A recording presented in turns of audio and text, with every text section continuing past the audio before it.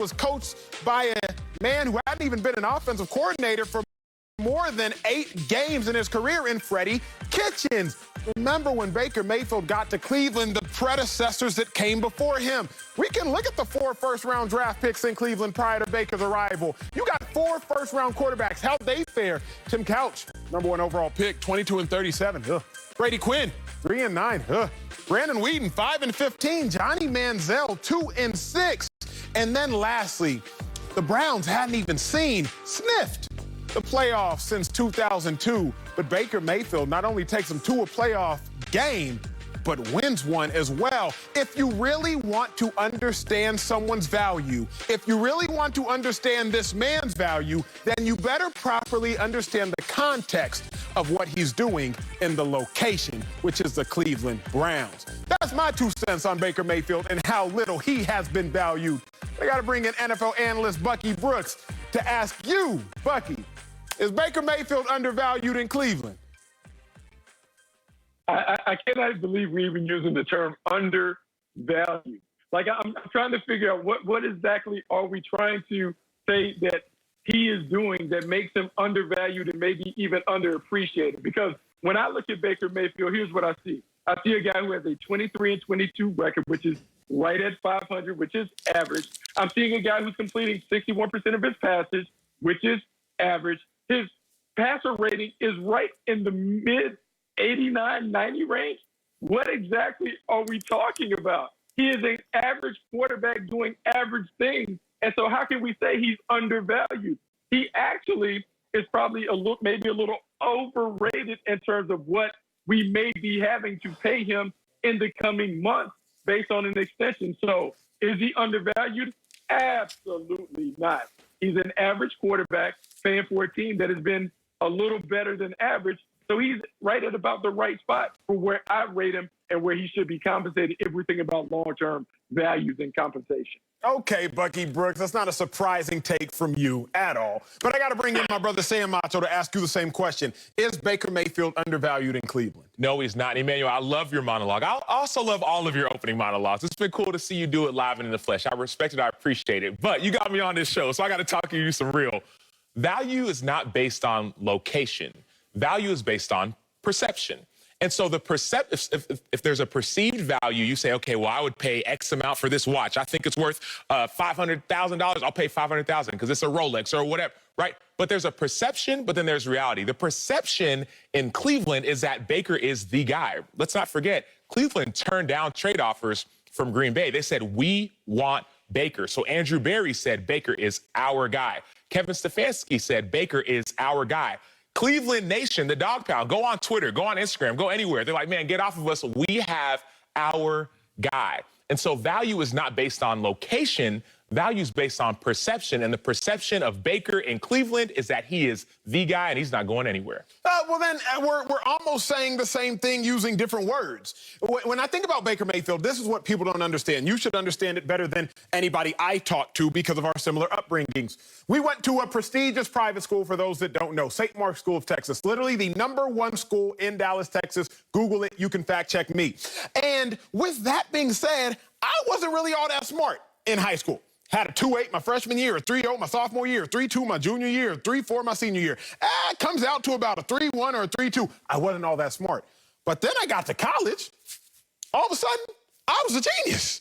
Because in that environment, amongst other geniuses, you aren't valued educationally as much because of where the bar is. Now, had I been somewhere else, I would have actually properly been able to perceive my intelligence perspective to what has come prior to me. It's the same thing with Baker Mayfield. It's the same thing I'm trying to tell you. It's the same thing, Bucky, I'm trying to tell you. You all have to put in the proper context of who Baker Mayfield is. You'll never hear me say that Baker Mayfield is a franchise quarterback. You'll only hear me say that Baker Mayfield is the franchise quarterback. Because Baker Mayfield is the franchise quarterback for the Cleveland Browns. I don't know if he's a franchise quarterback. I don't know how he would do in Kansas City. I don't know how he would do in Tampa, in Dallas, in San Diego, or in Los Angeles, excuse me. But I know this Bucky Brooks because I walked the halls of 76 Lou Groza Boulevard, Berea, Ohio, 44017 area code. I know it, Bucky Brooks, because I walked the halls. It's hard to win in Cleveland, big dog. And so y'all have to use the proper context when assessing Baker Mayfield and Baker Mayfield's value. You all are trying to compare Baker Mayfield to Patrick Mahomes, who walked into a Kansas City Chiefs locker room that was already 12-4. Congratulations. You took them 12-4, and then you took them to the Super Bowl. They was 12-4 before you got there. Y'all are trying to assess Baker Mayfield in comparison to how you might look at a Matthew Stafford this year. Congratulations. The Rams went to the playoffs 3 out of the last 4 years and went to a Super Bowl 2 years ago. So Matthew Stafford, I hope you take them back to the playoffs. Look at Baker Mayfield in regards to history. He showed up 1-31 head coach. He showed up a head coach who had only been an OC for 8 games. And just like that, Baker takes him to the playoffs and wins a playoff game for the first time since 1994. You all please properly understand the context of Baker Mayfield's greatness. Okay, since you're a great Texan, I'm going to try and give you context. So my context in Baker Mayfield is he's the #1 overall pick. And so if we were doing this on fast food chains, when you're the #1 overall pick, I expect you to be one of the best. So I would expect him to be McDonald's. But you being from Texas, he's Whataburger. So he's Whataburger. So locally, he's a big deal for you. But on a national scope, I don't really understand what the fascination is about Whataburger when I've had McDonald's. It is very, I guess, comparable to being a Californian talking about In-N-Out. The regional flavor, you love it, but on a national scope, it doesn't really register the same as a McDonald's would.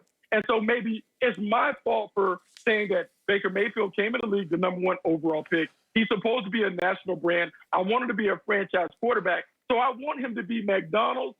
But Acho, you're settling for Whataburger because locally that's a big deal, but we want more. I want more.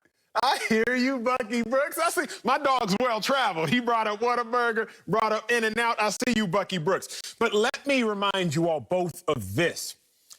Tim Couch couldn't pull the Cleveland Browns up. Tim Couch, #1 overall pick. Brandon Weeden was a dude at Oklahoma State. And Brandon Weeden came into the league at 28. So it wasn't like a lack of maturation. He couldn't pull the Browns up. I didn't even mention my guy, man who I was an usher in his wedding, Colt McCoy, 2-time Heisman finalist. He couldn't pull the Browns up. Johnny Manziel, he had backings from Drake and LeBron James. He couldn't pull the Browns up. Oh, who else I didn't mention, Bucky? Robert Griffin. You know, the Heisman winner, Robert Griffin, went to Cleveland in his physical prime at the age of 27. Cleveland dismantled Robert Griffin so much so that he had to retire the next year. Robert Griffin didn't play in the 2017 season, for those of y'all that are trying to figure it out. So imagine what Cleveland Brown does to quarterbacks. They do quarterbacks dirty, but Baker Mayfield steps into Cleveland, takes them to the playoffs, wins 11 games, first-year head coach. I'm just saying, Bucky, maybe he's Whataburger, maybe he's In-N-Out. But get this, when people come into Texas, they don't ask for McDonald's. They say, hey, big dog, where the nearest Whataburger? When people go to Cali, they don't ask for McDonald's. They say, hey, big dog, can you take me to an In-N-Out? You got to understand, Cleveland, they just asking for Baker Mayfield. That's such a low bar that we're using. But let's do it this way, because I think yesterday you gave me a lecture or tutorial on inverse relationships, where the more something goes up, others go down. So I noticed when I look at Baker Mayfield, because we're saying last year was a great year for the Cleveland Browns, and it was. They were 11-5. But I also noticed he averaged 30 pass attempts per game because he's supported by the #3 ranked rush offense in football. I also noticed that we judge our quarterbacks and their ability in the fourth quarter to really make it happen. I noticed in Baker Mayfield's career, he only has 7 game-winning drives. Only 2 of those occurred last year. So what I know from Baker Mayfield is he's a front runner. If we give him the lead, he can hold on. But he ain't bringing us back in a track meet. He can't be the anchor leg that gets it behind, because whatever you give it to him, that's where he stands. So if you want a guy that can just kind of drive the boat but not give you anything more, that's Baker Mayfield. But if you want a luxurious automobile, a luxurious vehicle that you can get in, someone that can take you to higher heights, Baker Mayfield can't do. He can't give that. So my value is wanting something that can give me more, not something that just gives me what I always have. I want more for Cleveland. Bucky, That's all. I just want more. Bucky, you legitimately confuse me. You really do. Because you talk about, no, really, check me out. Because you talk about luxurious cars and luxurious automobiles, and I feel that, and I respect that, and I'm with that. I'm like, let me get a nice little car, nice little watch, nice little suit.